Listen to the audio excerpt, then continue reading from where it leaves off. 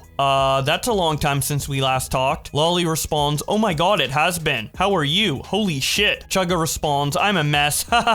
She responds, oh gosh, I'm here for you if you want to talk. Chugga responds, well so, we had our charity event and it was great. We broke all sorts of records and raised $434,000. I was left pretty exhausted from the last 3 days of being live. On Monday, I couldn't stay asleep. On Tuesday, I had an awful nightmare that woke me up after 4 hours. Wednesday, I caught up a little. Then yesterday, my girlfriend of 10 years stopped me as I was going to bed and told me she thinks our relationship may be over. We stayed up till 6 a.m. talking about it. I'm not optimistic. And I could only sleep for about 3 hours. I feel so exhausted. Lolly responds, yeah, I saw little bits here and there on Twitter after the fact. It looked like a lot of fun, but I can defs understand feeling exhausted. I'm so sorry. Is this coming out of nowhere, or was there some kind of lead up to it? Either way, I'm here to support as best I can. God. Lolly continues her document by saying, below is another screen cap of Emil's statement. Though, I guess I'm surprised at this. We were friends up until this. got along better as adults, and I was glad to have you in my life without that inappropriate crush. It was basic knowledge to both of us that you were the one who wanted me, and I shut it down. I even apologized last year for asking for roleplay stuff. Lolly comments on this by saying, he claimed it was basic knowledge to the both of us, that I was the one who wanted him and he shut it down. However, even in the screenshots provided in his document, see below, I had no idea what he was referring to. He could not have shut it down, because I would have never outwardly told him how I felt when I was 15. And I even mentioned this in the screen cap he provided. She then shows a message from Chuggaaconroy on June 7th, 2021, where he says, based on my past rejection of you, I don't think I have to justify that I wouldn't to you.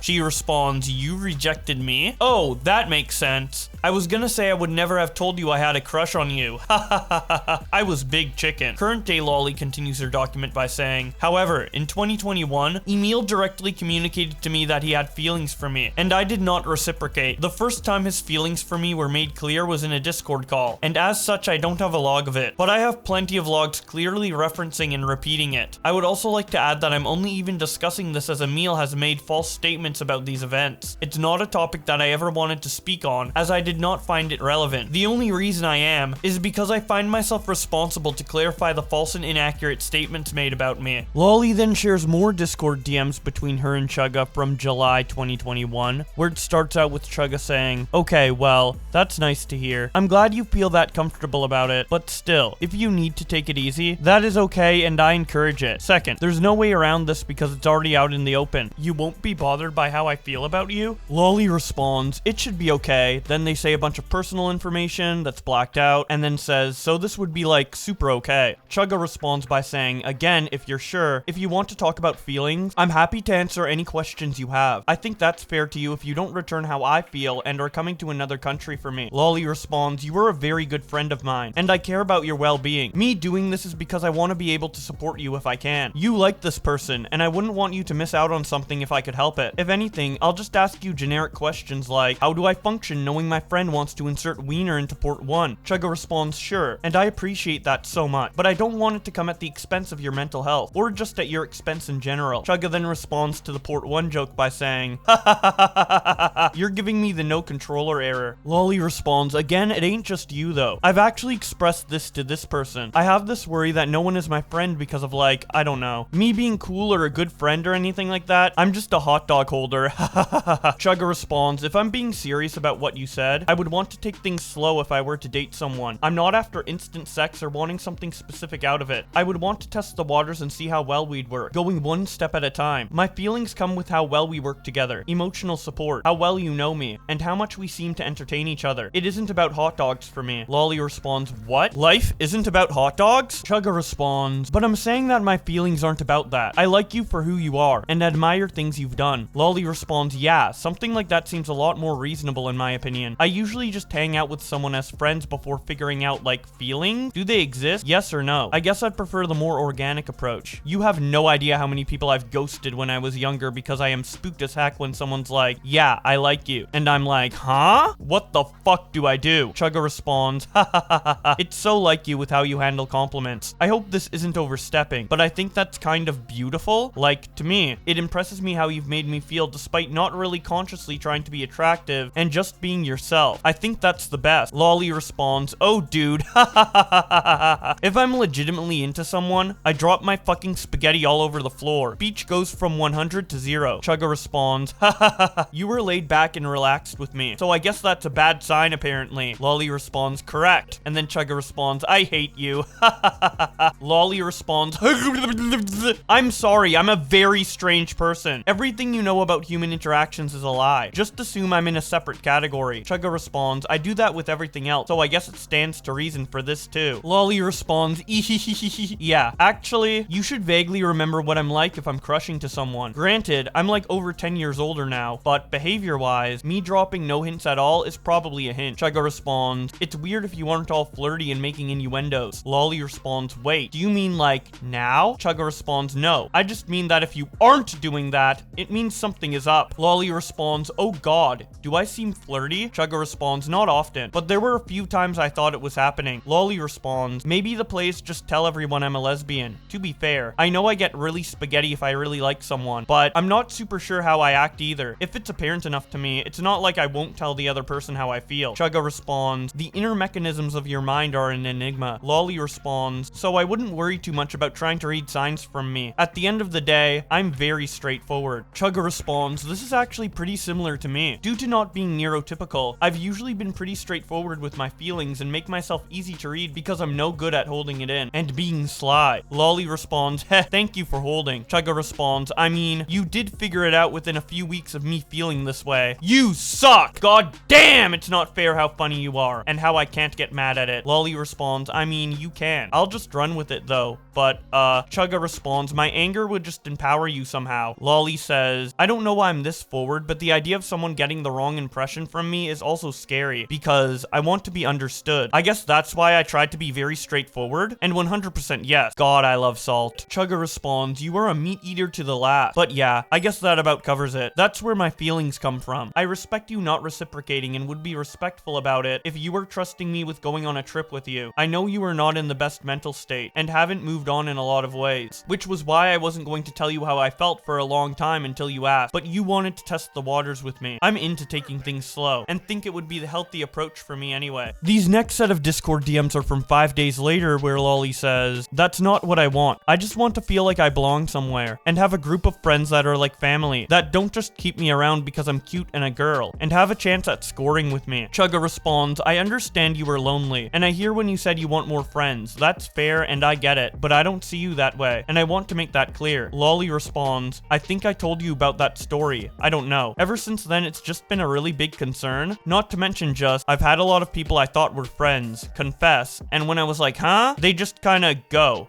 Like, thanks. Glad to know I was important to you. It's a genuine fear of mine. And my doctor said something to the effect of that having a bad impact on my view of myself because that's how other people see me. It's reflected in my own view of myself. Chugga responds, when you told me you weren't ready to think about that, I didn't go anywhere, did I? I can tell you not everyone is like that. And there are people who will like you for you. I like you because I feel comfortable with you. And I like you understand a lot of what I've been through and am going through. That's more important. That and making sure you got through these times after you helped me through it too. Lolly responds, sorry if I'm super apprehensive. I want to believe in you, but I think it will just take some time for the fear to pass. Lolly continues their thread by saying, hopefully this is enough evidence to show that he's not telling the truth. Whether he is intentionally being dishonest or not, I cannot say for certain. Hopefully with that perspective, you might see other statements he made are not as factual as Emil claimed them to be. Below is another screen cap of Emil's statement. I read through all of it and to my surprise, she's the one who initiates the roleplay. She's the one who pretends to tickle my feet, and go much further than that too. She was the origin of it, at least in this chat. I don't know if she's where I got the idea from, but it's possible. I guess it's neither here nor there. I didn't know I was into that at 19 anyway. Lolly continues her statement by saying, here's the actual part of that log, in which tickling and feet are mentioned. This was provided in my first statement. I am including it here again for reference. They then show the messages between Chugga and her from 2010, where Chugga says, psh, don't even try to cover up your feelings. Lolly responds, but there is none. Are you trying to confuse me? Jigglypuff is confused. It hurt itself in its confusion. Chugga responds, I think it's time for payback when you were stuck like that. Emil used mimic. Emil used detract. Lolly responds, oh crap. Jigglypuff used glom. You suck. Chugga responds, you love it. You know you do. Lolly responds, Jigglypuff used tickle. Of course, Jigglypuff. Not really. Chugga responds, ah, no, don't tickle my feet. That's the worst spot. Lolly responds, Jigglypuff used tickle. Hee hee hee. Jiggly nuzzles on. Chugga responds, no, stop. Give me back my shoes. I mean it. You're mean. Lolly responds, lost connection. Throws your shoes into a river. Jiggly? Chugga responds, no. Why? Did you?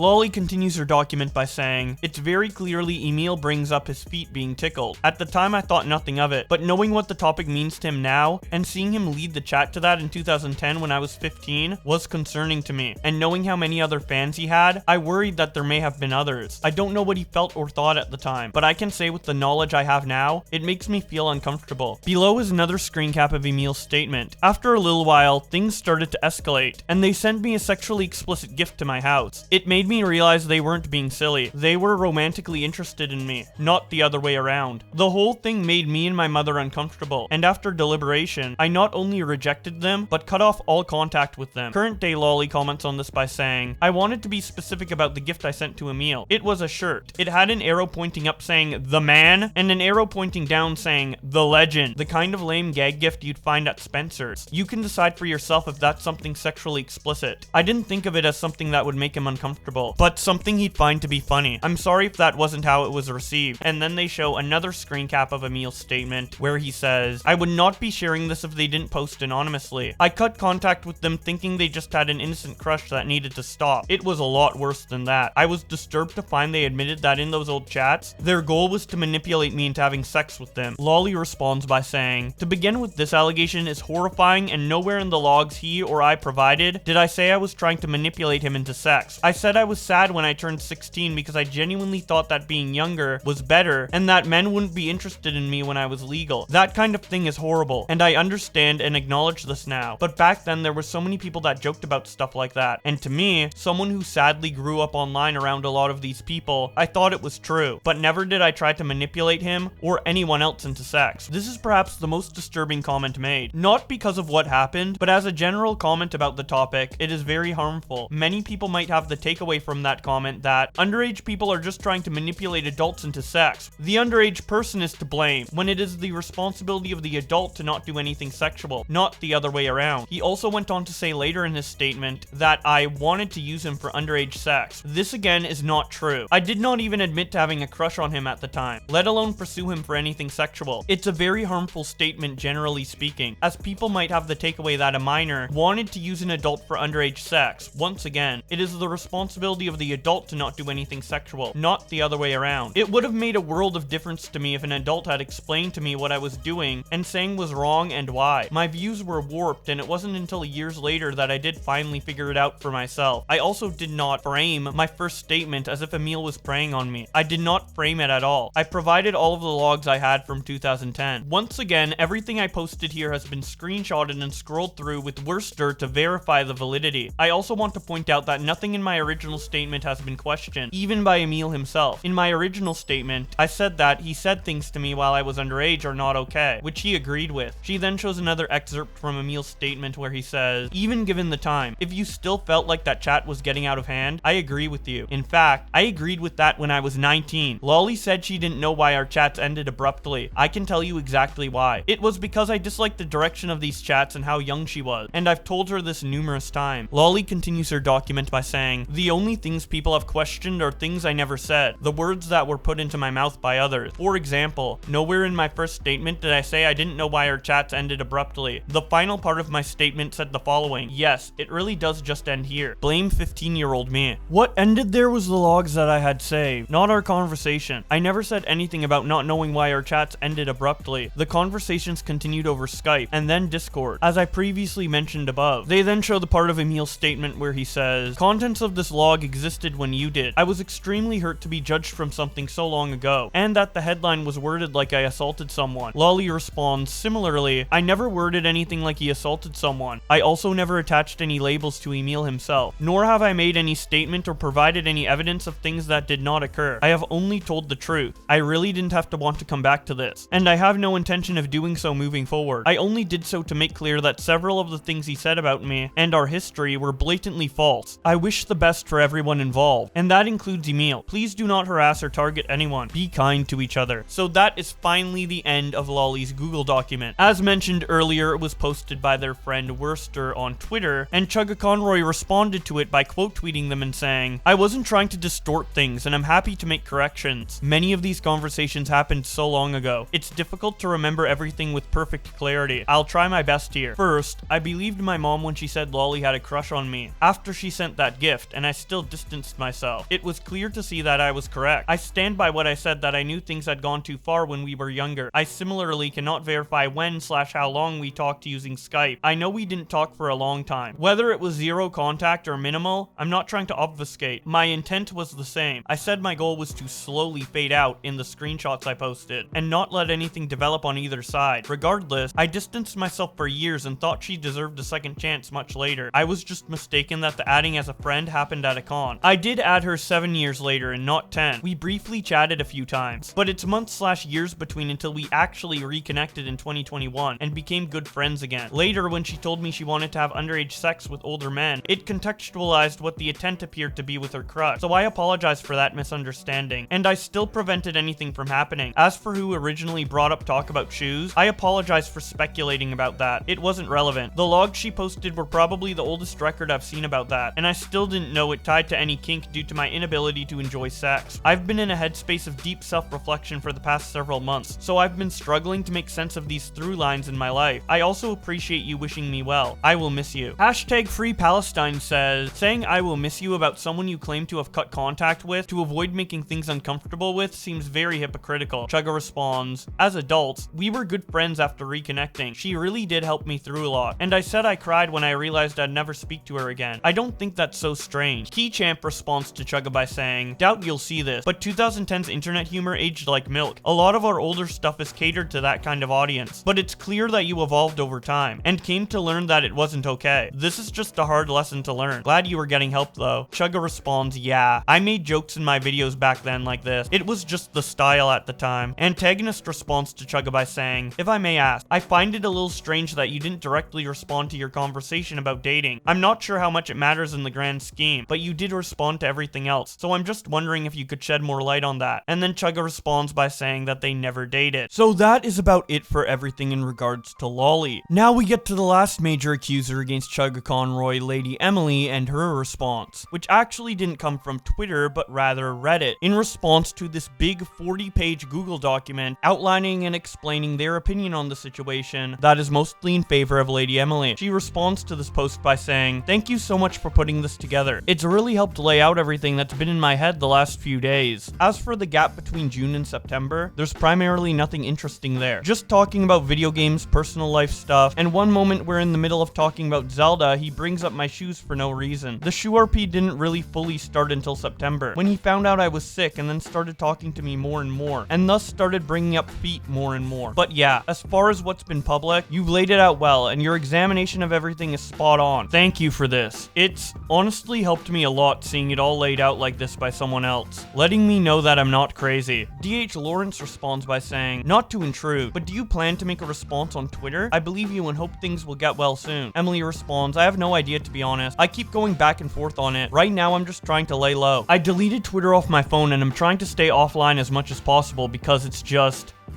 been a lot if I'm quite honest. And I don't know what else I can say beyond what's already clear. And quite frankly, I'm tired. And I'm afraid of anything else happening to me and my family. The only thing tempting me into making a response is the weird false accusations that I doxed people. Because not only is that demonstrably untrue, but considering I was actually doxed and all my personal information was actually placed online, I find it incredibly insulting to have it turned on me. But more than anything, I just want this to be over. Anima Starara responds by saying, in my humble opinion, trying to argue the point further is not going to get you anywhere. Staying safe and mentally healthy is far more important than talking to a brick wall to scrape off some of the rock. Emily responds, you are 100% right. That's something I've had to internalize these last few months. The people who dislike me will always dislike me, and there's no arguing or evidence that can change that. And that's just how it is. Best I can do is try to be safe and do what good I can going forward. So a couple days later, Emily did end up making a response to all of this on Twitter, but instead of responding to Emil's statement directly, she instead quote tweets a 56-page Google document exposing one of Chugga's fans for being toxic, and says, I wasn't going to talk about the situation anymore, but this document does a good job chronologing a lot of what I've had to experience the past few months, and how toxic the overall community has been towards me in the interest of accountability. It's disgusting and upsetting. In particular, my doxing where mine and my parents' names, addresses, phone numbers were posted online getting turned into a story of me doxing someone because I didn't blur out the username of a user who had been yelling at me in my mentions for months is particularly gross. I genuinely hope that Jane Doe is doing well and safe, and I'm sorry for what happened to them in their past. However, trying to turn this into a harassment movement against me, especially by continuing to share their personal details to do so, is shockingly disgusting. Here's a small sample of the stuff I've had to deal with this week. By the way, just to give a frame of reference for what it's been like day after day, after day after day. She then shares 4 images. This first one is an Instagram comment that says, "You murdered Chuggaaconroy." This next one is a YouTube comment that says, "Liars have even been promised cruel and eternal punishment. Dante, in his Inferno, hurled them into the 8th circle of hell, along with other falsifiers, putting them one moral step below violent offenders." She then shows a bunch of comments she's getting on her new video that are transphobic, calling her a doxer, booing at her and throwing tomatoes, saying she lied, saying the Horde's coming for her, and stuff like that. And then she shows this Twitter reply from Nate Wild who says, "Nice haul. I promise to not harass you, by the way, even though you basically shamed a beloved autistic YouTuber with existing mental health problems and almost drove him to suicide because you just kind of felt like it, and now refuse to even acknowledge your wrongdoing." After showing these, Emily continues her Twitter thread by saying, "This isn't getting into the weird multi-hour streams full of people calling me evil, saying it's fine to be attracted to children's figures, and that it's morally fine for a 19-year-old to date and flirt with a 14-year-old. Literally every move I've made this past few months has been documented, shared, hyperanalyzed, and attacked by the very same crowd trying to present an aura of positivity and anti-harassment and anti-cancel culture. People get mad if I say nothing, and mad if I say anything. Please leave me alone. This situation should be over. Nothing good will come from this. Everyone wants to move on. Yelling at me will benefit no one. You'll just be sending harassment towards an autistic trans woman online in the interest of accountability, whatever that means. I do want to send Emil my regards and hope for his improvement and congratulate him on taking the steps to recover. I'm genuinely so sorry for the mental distress caused by all this, and I hope you can come out of this better and healthier than before. With that in mind, this will hopefully be the last time I ever talk about this, and hopefully everything can be laid to rest and over and done soon. Please leave me alone and let me exist and be better to each other." And that is about it for everything in regards to the Chugga statement. And honestly, I don't think I'm gonna make another video on this subject because I feel like everything that needed to be addressed to the public has been, with even more that didn't need to be addressed, and with the 3 main people mentioned in Emil's thread already responding, I think this is finally the end of this situation. So with that in mind, I would love to hear what you guys have to think about all of this in the comment section below. But please keep it to the comment section. Emily or Masay or Lolly or Emil or Tim or anybody does not need to be asked questions anymore in this situation. They've answered enough, and it does really seem pointless to badger them for any additional information or thought when they've already given so much. So let's just keep the discussion to the comment section and not directly contact any of the people involved. I hope you guys enjoyed watching this video. If you want to see more Twitter drama, be sure to subscribe to this channel. But if you're interested in gaming content, I have a couple videos that I've worked very hard on in regards to the game Pikmin on my second channel, so you can check that out if you want to. But with all that being said, thank you guys so much for watching, and I'll see you in another video.